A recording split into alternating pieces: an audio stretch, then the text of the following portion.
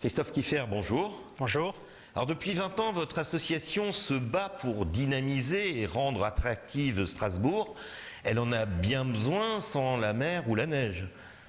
Strasbourg pour l'Europe, SPE en fait, est effectivement une association qui a un peu d'ancienneté. Elle veut contribuer, nous voulons, les membres de l'association, les hommes et les femmes qui la composent, contribuer à dynamiser, à réfléchir, à développer la dimension européenne de Strasbourg. Et surtout, on est convaincu qu'il y a un terreau naturel, qu'il y a des atouts considérables et qu'on peut effectivement contribuer à ce débat du côté de la société civile.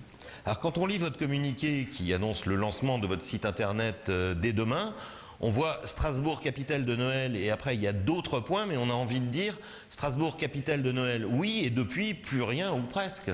C'est vrai que c'est une association qui a contribué à développer l'idée de Strasbourg, capitale de Noël. SPE se veut un laboratoire d'idées avant toute chose. Nous avons contribué aussi à la réflexion sur le Festival des cultures européennes qui est connu sur Food Culture.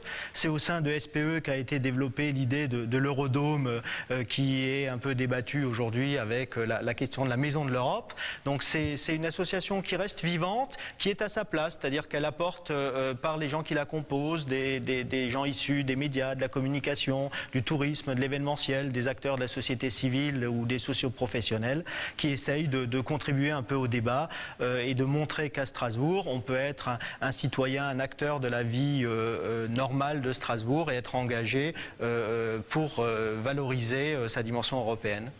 Alors vous comptez axer la promotion désormais de la ville sur son aspect européen, c'est ce que vous avez identifié comme point fort de cette ville. Ça tombe plutôt mal quand plus de 90% des eurodéputés veulent partir, d'après ce qu'on a lu la semaine dernière.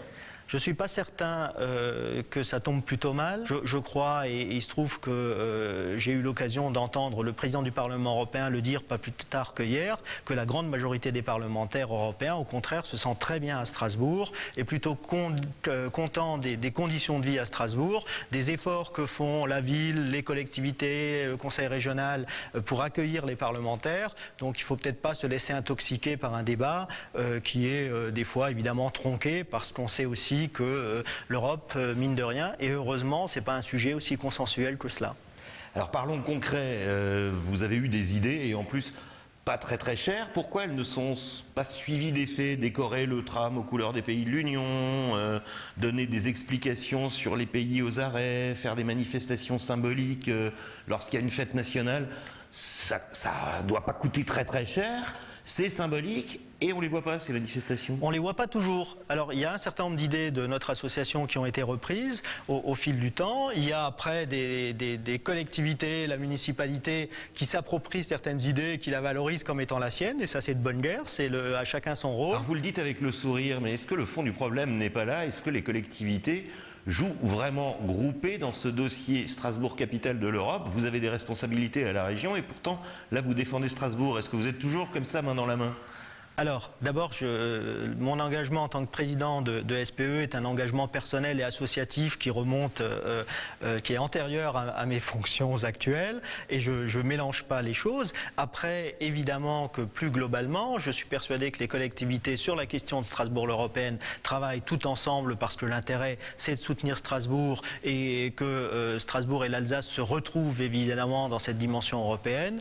Donc là, je n'ai pas d'inquiétude de ce point de vue-là et il me semble aussi des échos que j'ai cette fois-ci dans mes fonctions professionnelles du côté du Parlement européen, c'est que globalement, que ce soit les fonctionnaires du Parlement européen, que ce soit les eurodéputés, sont plutôt sensibles, sont plutôt heureux de tous les efforts qui sont absolument considérables que les collectivités locales font pour leur accueil. Dernier point en 2 mots, est-ce que vous pensez que la population strasbourgeoise et alsacienne se bat encore avec vous ou finalement se dit tôt ou tard, on va le perdre, ce Parlement? Alors, je ne crois pas que la question est de perdre le Parlement tôt ou tard, mais ce qui est certain, c'est que la vocation de notre association, et c'est pour ça qu'on fait ça, c'est effectivement de dire aux gens, vivez Strasbourg, montrez que vous appréciez Strasbourg, l'européenne et la dimension européenne à Strasbourg, parce qu'on a beaucoup à y gagner. Christophe Kieffer, merci. Je vous en prie, plaisir.